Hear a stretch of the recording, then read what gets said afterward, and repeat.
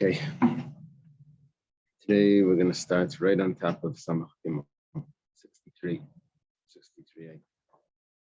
We thank Hashem that we're able to learn Torah every day. And so we're learning, we should have the base of English immediately. The Mishnah starts like this. Nazir Shegilach, Noidele Shutam. Nazir, he finished everything that he was supposed to do. He brought a sacrifice, shaved his head, and then he finds out that really he was tamei before. So he was really supposed to have started over, done a different sacrifice, shaved his head, started over, and then done the sacrifice that he did. So it depends. Im tamei yadua, if the way that he became tamei originally was a tumah, like a corpse that was somewhere that people knew about, and he just didn't know that he was there. He didn't know that place was tamei. They told him, "Oh, you went on that street. Okay, that street is tamei." So, Seiser, then he has to go back and he has to redo the Nazirus. Bim tumas tahaim, but if it's a tumah that's hidden in the ground or hidden somewhere that people don't know about, and then they informed him that there was such a concept of tumas tahaim, ina Seiser, doesn't break the Nazirus, and he was yaitz already. He took a vow he was going to be a Nazir for 30 days. Special halacha l'meish misinai, that tumas tahaim, tumah that no one knows about, doesn't affect it, even if he finds out later that he had it, but it doesn't affect his Nazirus. Kate said, sorry, I skipped the line. But if it's before he shaved his head, then benkach or benkach seiser. Then it doesn't matter if it was a tumah that people knew about or if it was a tumah that people don't know about, he has to recount.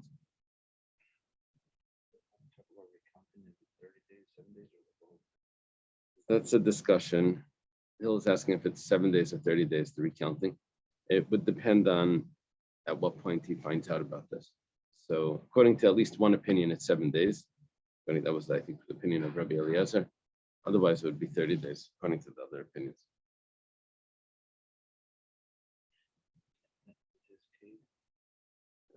In this case, that I guess the majority go with the 30 days. Go by the 30 days. Well, let's wait for the Gemara.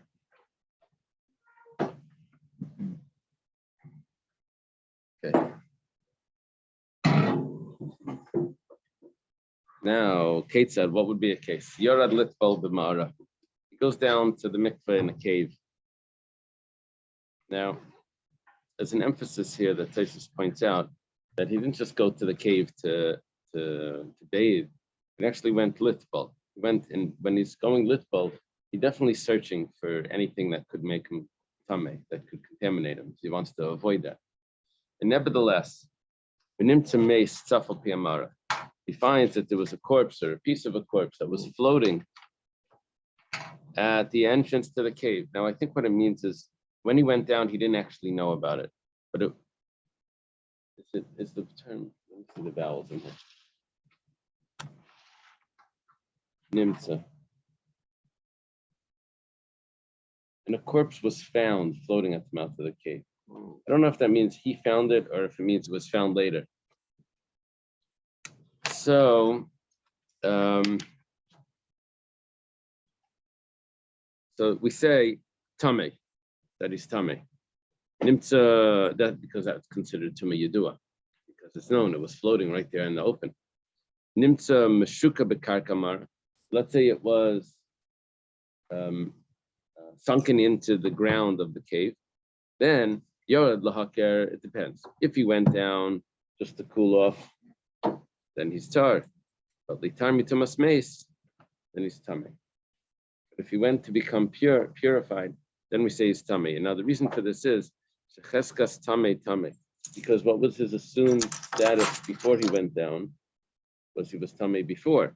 So we're not going to change his status unless we know for sure that his status changed. But since we have this doubt, was he under the same roof as this corpse or as piece of the corpse? So we're going to say that he has the same status and he remains tamei like he was previously.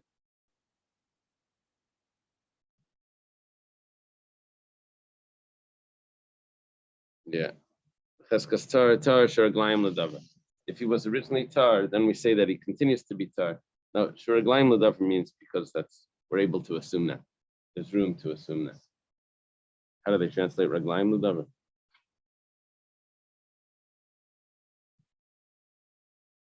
Presumptive that as there's a basis for the matter. Okay. Raglaim means feet, but here means there's a basis. Okay, so we learned over here a difference between tumas tahim, a tumah that's hidden from people's knowledge, which also means it's sunken into the ground. Tahim means the depth. And then we learned about the tumah yadua. Okay. You learned that it's the bones specifically that make corpse tumah, or was it also like other parts? Flesh? Yeah, flesh, yeah. So it needs to be the bones and the flesh together. Oh, together? Otherwise, well, if it's contact, right? If it's contact, though, the bones is enough. But if we're talking about tumah that goes under a 10, okay. Then so eventually, over time, the tumor will go away. I don't know how long flesh decomposes as much. Yeah, but that's not necessarily so, because if you have an entire body, so like the whole skeleton, or the majority of the body, then that still gives off tumah, even not touch. It's only if it's a single bone that's very small, then it would be just touch. But a full corpse, or even the majority, like the spine and the one of the legs, right? That would give off tumah.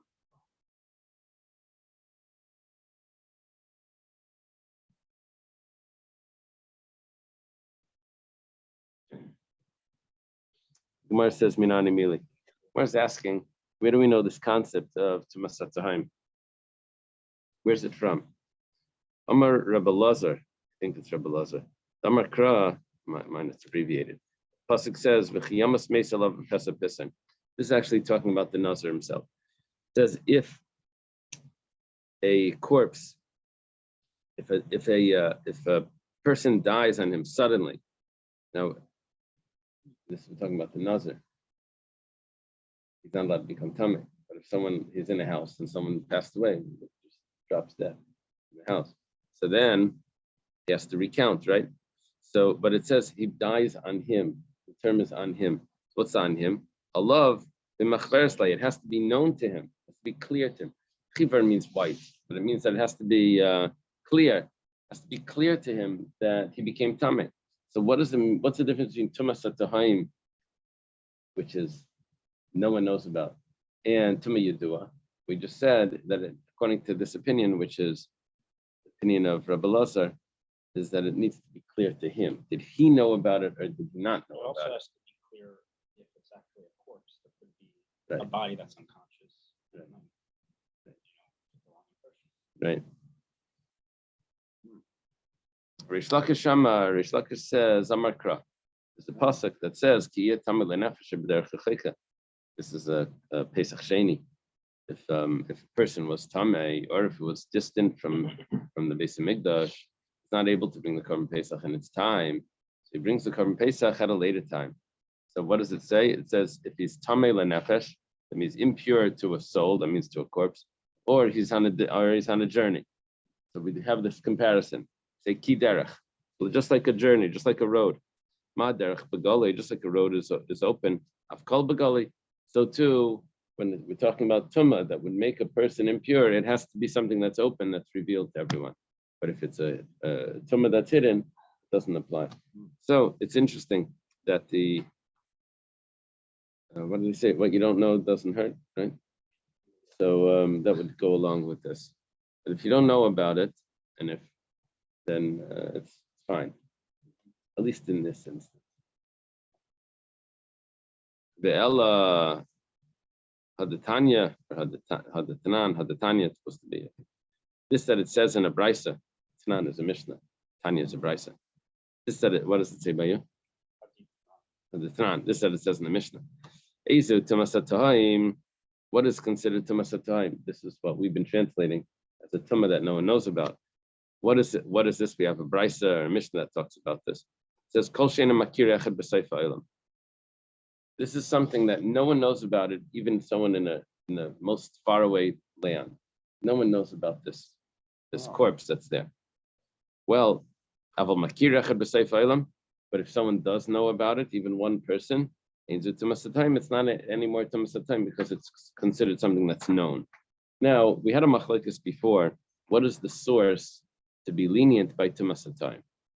Machlekes was between Rabbi Elazar and Rish Lakish, two contemporaries of Rabbi Yochanan. Rabbi Elazar said that if someone dies on him, it had to do with if it was clear to him. Rish Lakish said that it was compared to a road. So we say like this: since we have a brisa that says what's considered tumas time is anything that no one knows about even at the end of the earth, works out well according to the opinion Rish Lakish that says that it's similar to a road. Shaper, we can understand that. Now, what the Gemara is thinking now is that it's possible for there to be a road that only one person knows about. Yeah, it's private road. Like a private road. Someone knows about it, like a pass. This passes that people can know that. This verse, you shall be ritually cured due to a corpse on the road or far away. That's by the Pesach Sheni.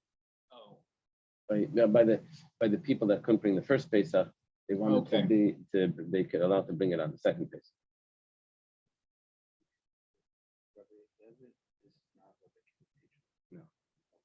No. Rabbi Eliezer, Rabbi Kiva's teacher, is Rabbi Eliezer ben Horkenes, and it's pronounced Eliezer.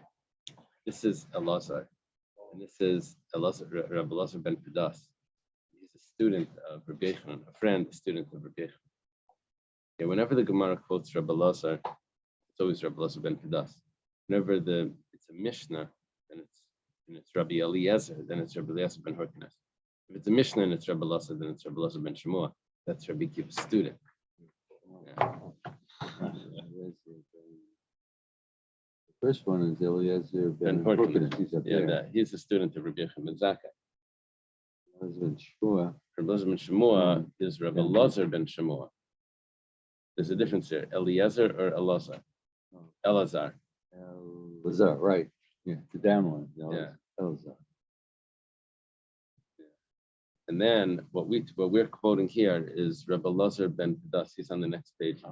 He's a friend, student of Rabbi Yochanan. Rabbi Yochanan is in Israel. So Rabbi Elazar is right there. Next to him, There he is. Yeah. But again, it's an Elazar. It's a Elazar, right? Elazar. I guess the way you can remember, the later they are, the more they drop the yud. Nothing to do with the meaning of that. Okay. Ben Pedas. Pedas. So if we say that we're talking about a road, so we have a Mishnah that says that we're comparing Tumah to a road. Mishnah that says even if one person knows about it, it's already Tumah, okay? Because if one person knows about a road, then it's considered a road, right? But according to Rish Lakish, that says that he learns it from the verse that if someone dies on him while he's in the house of the Nazir, so it has to be known to him. Who cares? Someone in the end of the earth knows it. It's not. The fact is, he didn't know about it, and Tumas time was up to him. Was up to if he knew about it. So in other words, according to Rish Lakish, it becomes like this. This Tumas time is each person. Did he know about it or did he not know about it? Was this something that was known to him? It's very interesting. It's a totally different type. Pursue, and then we have another problem, and this problem is not specifically according to Rish Lakish, this is according to everyone. Hadatanya, this said it was taught in a brisa, and we're going to discuss this on the next page. This brisa, it says, someone finds a corpse that's laying across the width of the road. It means the whole road is blocked by this corpse. So the person passed over it. Shuma,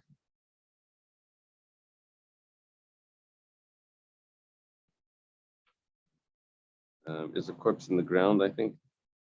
Is that what's going on? Buried. It's buried. Buried. So it's in the ground. It's not just there. It's in the ground and it's it's considered tumas hatohaim. So, betruma tameh. The rule of tumas hatohaim does not affect truma. This leniency that tumas hatohaim doesn't give off the impurity. For truma, we don't say that. But nazir b'siyasa pesach tar. When it comes to a nazir that has to recount, there's now sacrifices involved. But siyasa pesach, but he's going to miss out on bringing his sacrifice, then we say it's tar. How can you just say it doesn't affect truma at all? It does affect truma. Oh. It affects. What I mean, it doesn't affect means that there's a leniency that's not applied for truma. Leniency of tumas hatohaim of tuma that's unknown doesn't affect. That leniency doesn't affect truma. It's strict. The Gemara says, "Ma'ishna." What's the difference? This is a question on everyone. Where do you get this difference in tumas hatohaim that there's a difference between truma and other things? Now, I try to explain it logically that when it comes to truma, there's no sacrifice involved. When it comes to Nazir or Pesach, there is a sacrifice involved. But the Gemara says, that it must be that it's not learned from Psukim. It must be that it's Allah al-Moshe Misinai. Otherwise, we have no distinction between Truma and Nazir and Korban Pesach. Where did you come up with this? It must be that it's an oral tradition. If it's an oral tradition, then we don't need those verses. So it's a question on Rebbe Lazar and Rish Lakish that said that we have a source from it from verses. Okay, next piece. Imach Gilach. I'm not sure.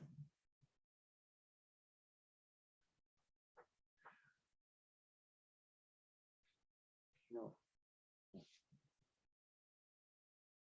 There are all these people dying on, they show you on WhatsApp. Athletes, and radio announcers, TV announcers, because of the shot. All that everybody gathers around them, they're all impure.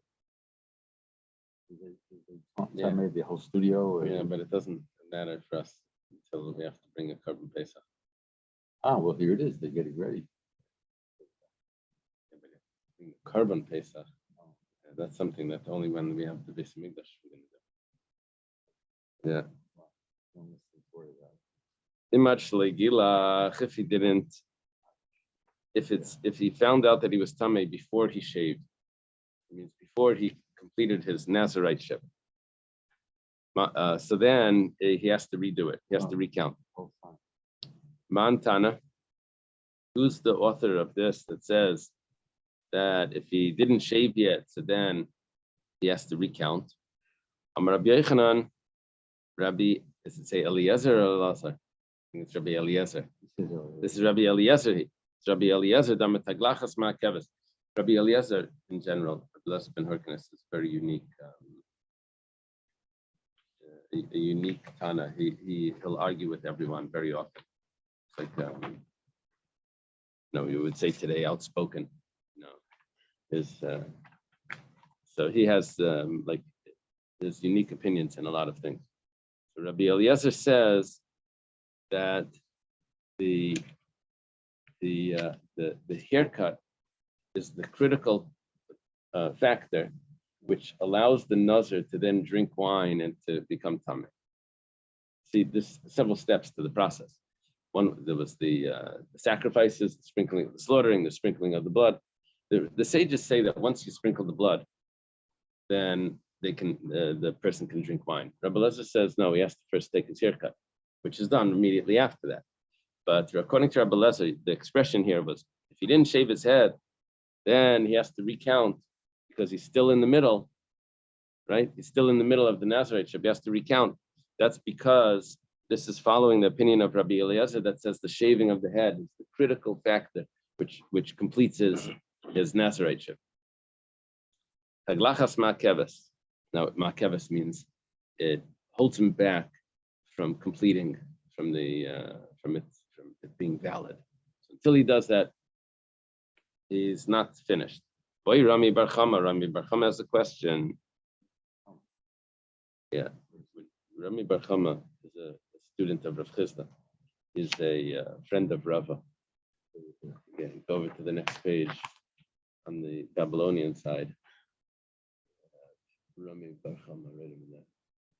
Student of Rav Chisda.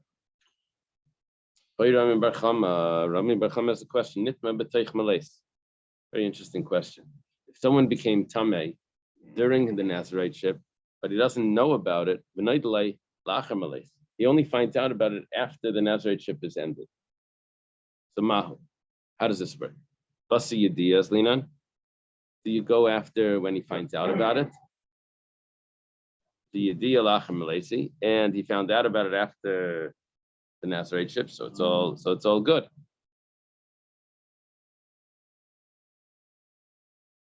Or do we say no?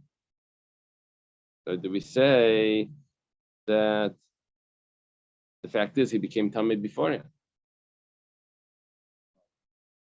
mean, I would think you have to go before his masturbation.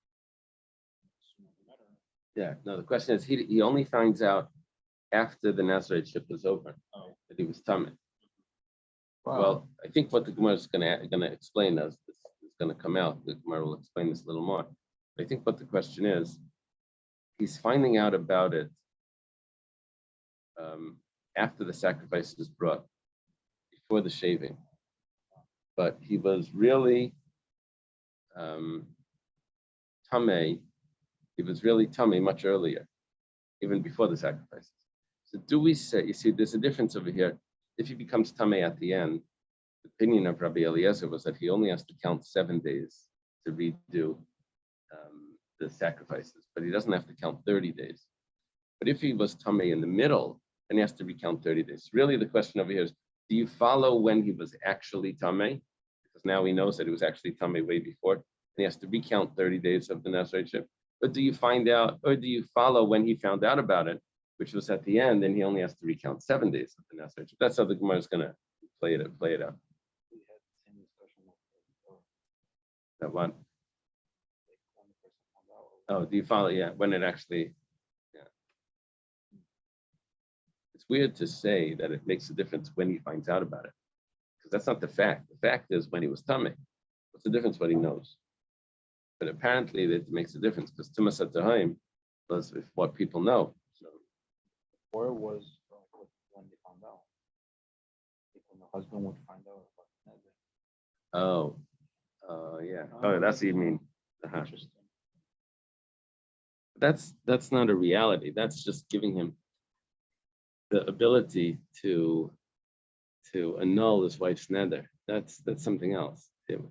When he knows about it, then he can annul it. And if he doesn't annul the wife's neder, then that means he agrees to it. But over here, we're dealing with, is he tamei or not? It's a spirit. Tumah is a spiritual reality. We don't see it, but it's a spiritual reality. So it's interesting that we should say, it depends. Well, if you found out later, then maybe it doesn't affect something. Okay, Olamai, what is this relevant for? Lemistar, if he has to recount, or what he has to recount, 7 or 30, we're going to see in the Gemara.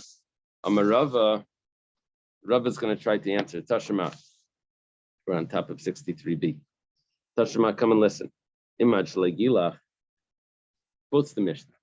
If he's tamei before he shaved his head, benkach or benkach soiser, then whether it's a tumas hatohaim, that means an unknown impurity, or whether it's a known impurity, he has to recount.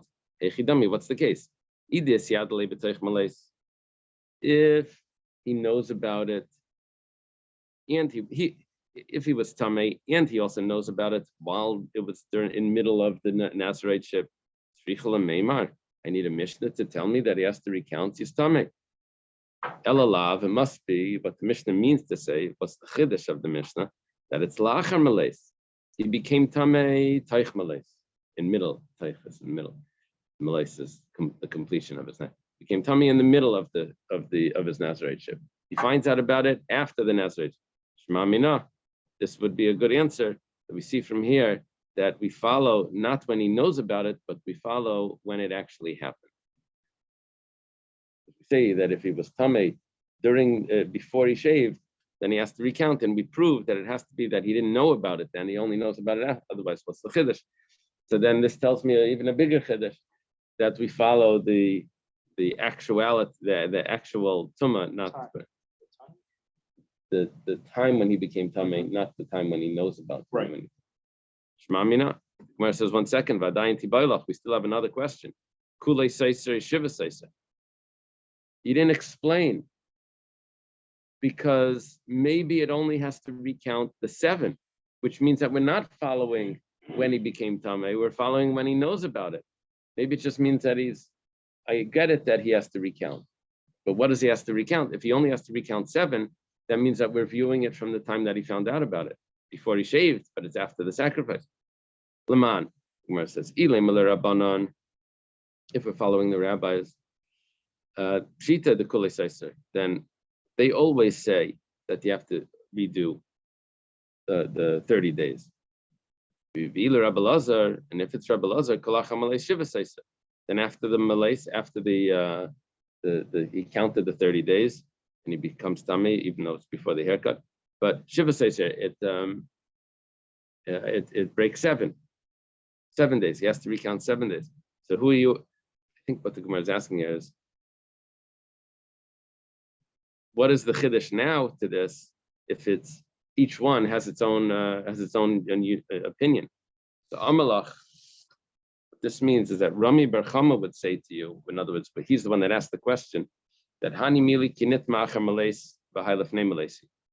When do we say that you only recount 7? That's only if he became tamei after the malays, after the time. But if he becomes tamei during the Nazirite, and he knows about it afterwards, maybe that's different. Or maybe it doesn't matter. You only follow when he finds out about it. So in other words, we re-explained Rami Bar Chama's question, that do you say that it's like the way we explained it originally? Do you say that he has to count 30 days because he was tamei actually during the Nazirite? Do you say that he has to recount 7 because he found out that he was tamei after the Nazirite? The question would be, according to Rabbi Lazar. Well, Gemara says in Mina, we can actually answer from the Mishnah itself, because it says benkach ubenkach seisa. It says whether it's tumasat tahim, or whether it's a known tuma, he has to recount. Now, and it doesn't distinguish between when he became tamei, if it was earlier or if it was right then, or when he found out about it. It doesn't distinguish that. And therefore, it's probably what it means to say is that since you found out about it afterwards, it's only tamei 7 days, and it means that we're following the awareness, not when he actually became tamei. Because if we would follow when he actually became tamei, then we would have to distinguish. Over here, when it says volei kamiflagi, means, and we didn't distinguish between when he actually became tamei, which means that we're going to follow the awareness. Since the awareness was at the end, so he's only going to have to recount 7 days, and the awareness was the main thing. I'm not sure. Is that how it explains it over there? That the awareness is the main thing?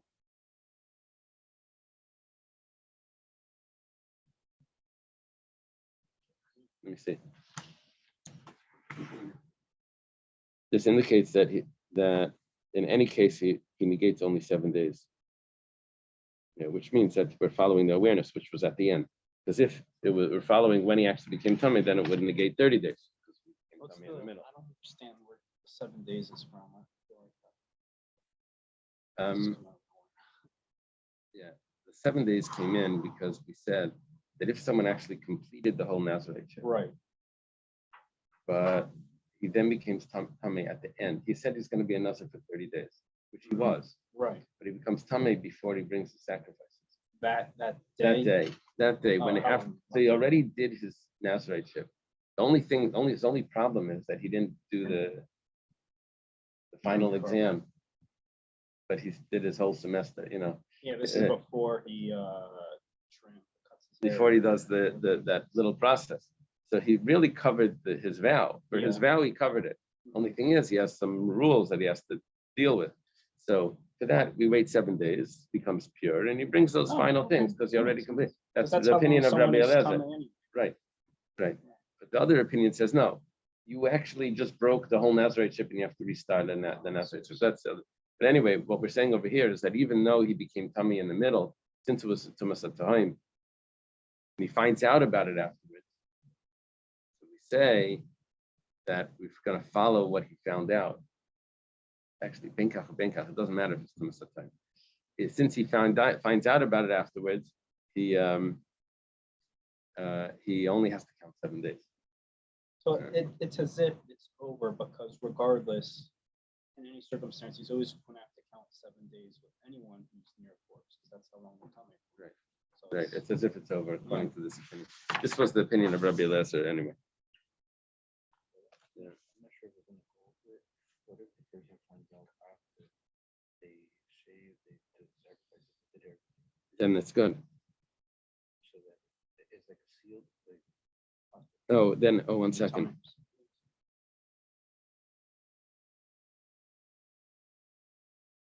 Problem is, what did it mean, Benkach or Benkach?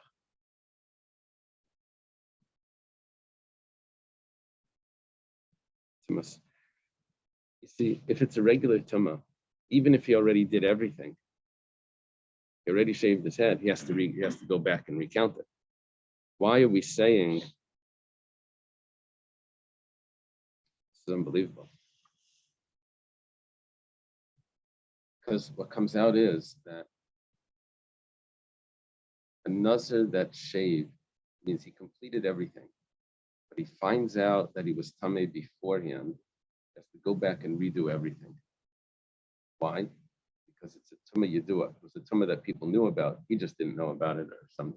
He didn't know that there was Tumah on that street, but it was a Tumah Yedua. It was an open corpse. By Tumas Hatayim, the rule's different, but by Tumah Yedua, he has to go back and recount his Naziraiteship, even though he completed it, and he just didn't know that he was Tumah. Let's say he didn't complete it. He didn't shave yet. And it's a Tumah Yedua. But he only finds out about it before he shaves. So then he only has to count 7 days.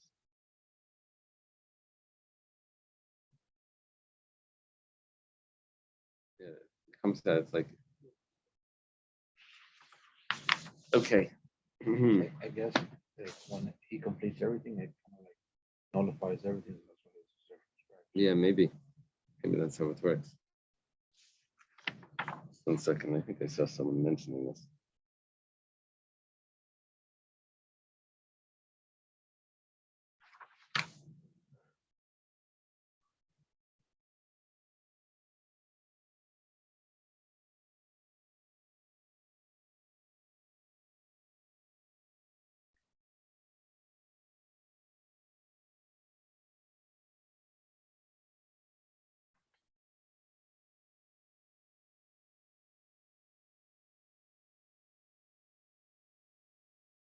Yeah, the Rush asks this.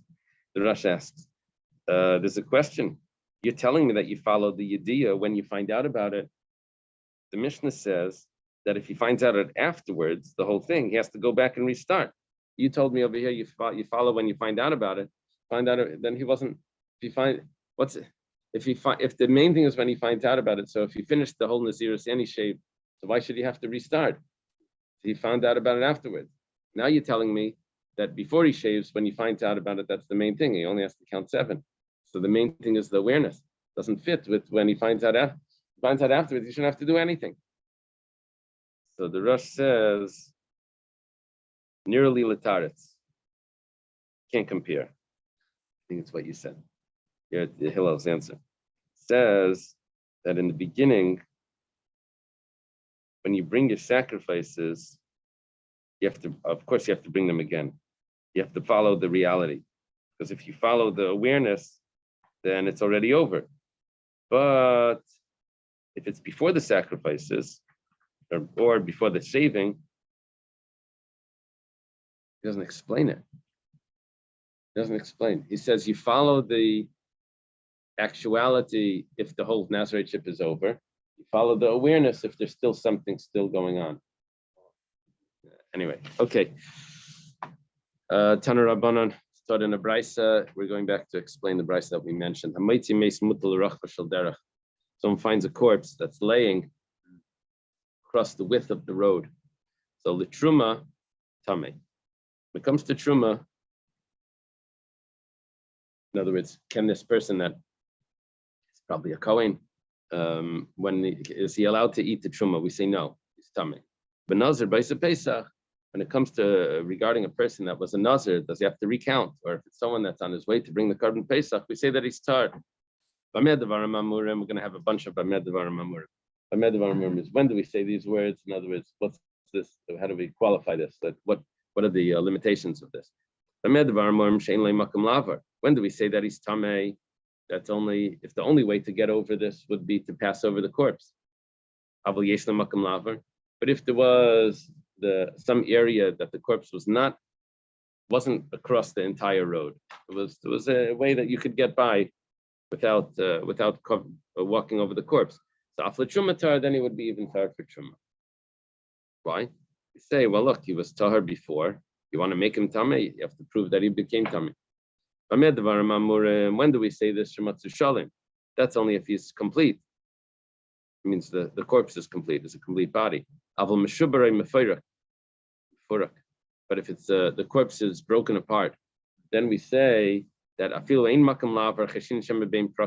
could be that he was able to walk like here and here, you step in between, and he didn't actually go over an area that would be tamei. It seems like the corpse is on the opposite side of the road.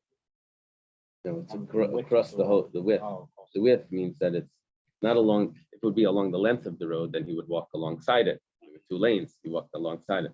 But here we're saying that he had to pass it because we're playing in the wrong direction. He had to walk over it. How close in proximity does the person have to be? So he would either have to touch it, Right. or he would have to. His body would need to be like a tent over it. If he passes over it, then the tumah that's going up naturally would make him tummy.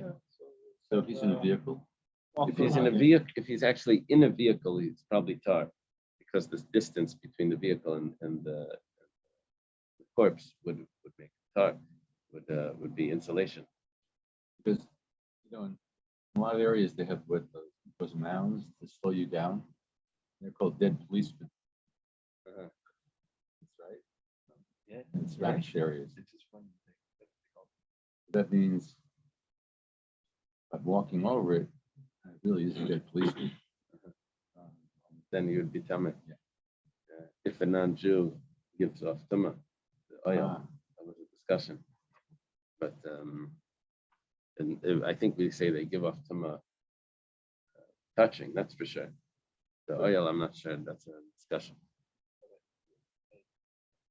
On the airplane, like, they take bodies at the bottom. Right. I've heard the discussion that the colon is not allowed to go on. Right. And penetrate the body. Right. They're separated because the bottom compartment is a different section than what the people do. Yeah, that's a good question. Why is that an issue? I'm not sure. Maybe if it's filled. If it's filled, it doesn't separate. If you fill Yeah, the- 'cause the- it's the- not the- really what two really compartments. separates, the real Gap separation would be a insulation of air. Air is the insulation. But if the airspace, but if it's piled up, something's piled up on top, dirt piled up, it doesn't insulate. The dirt doesn't insulate. It's only the airspace that insulates. But in the airplane, there's no dirt. Yeah. But let's say it's luggage. That would be bad if the luggage is on top of a casket. I don't think they have any respect for the casket. Yeah. Let's say a casket piled up. I don't know. But hold on, if you're saying that the dirt does not count as a separation, there's a body that's, in the ground.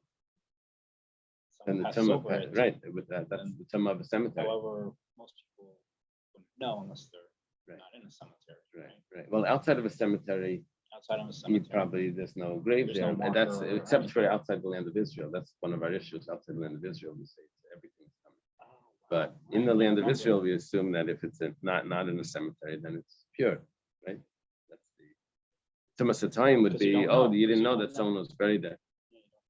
I was in Wales, and it was this little town. It's called, actually, I went with Rabbi Marlo's father-in-law. They have this like little house. I think it's called Llandudno or something. City. Anyway, there was a shul that was right next to a church. It was the fence was like, because it was like an old-fashioned town where there was like a square, like a town center, and the houses are like around it. So anything that was those central places were all right next to each other. So the fence was the church and the shul. They used the same fence. So you have to make sure you went to the right door. So, but there was a tree that went over. He said that the Kayanim should not go under that tree because church courtyards a lot of times were cemeteries also. So according to the opinion that holds that a non-Jew would give off tuma over a thing, the Kayanim should not go under the tree that was that fence going over. Anyway, okay. So The non-Jews go up to one. it's a machlekes. I think it's a mechaber and the Rama if they give off with a tent in the same house. In this case, Wales case, it was decided that Chayim should avoid it. You have to avoid it because of the two opinions. I don't remember Sfardim Ashkenazim. There was someone in Surfside comes home. He's a Kayan. Comes home and then the maid was dead on the floor. Yeah, he couldn't go in the house. Yeah. so what happened. Well, after the investigation and all of that, he went inside. And when they would take out the corpse, No, then you can go back in. Yeah. Who killed her? That was like probably a investigation. I think everything was fine. There was no foul play. Okay. You wanted a story? No story. So, however, ubekever, even if the body is broken up and you possibly could have walked in between the limbs and it wouldn't have given off tumah. However, if it's in a coffin or if it's in a grave or a coffin, because that combines it all. We said that the tumah spreads out throughout the whole coffin. The tumah goes up, so it doesn't.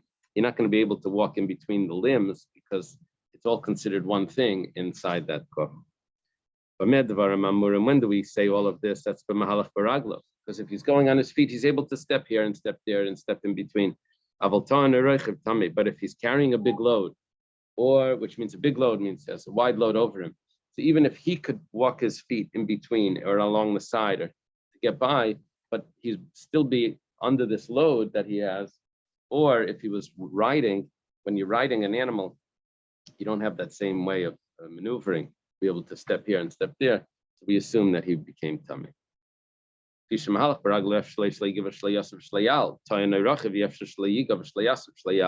impossible that he wouldn't have touched it if he has such a bulky load on him, or if he's riding. When do we say all of this? That's That's only if it's an unknown tumah. But if it's a known tumah, then everyone is tameh. So the leniency here for the person that was the Nazir or that was going to bring his korban Pesach, that we say that he's tahar, that was only by tumas time. Basically, tumas time. What is it tumas time? And that's what we quoted before. Where no one knows about it, even someone at the end of the world. One second. If no one knows about it, how do we know about it? We know about it afterwards. He walked on it yesterday. Now we found out that there was a corpse there. At the time that he walked on it, no one knew about it. So,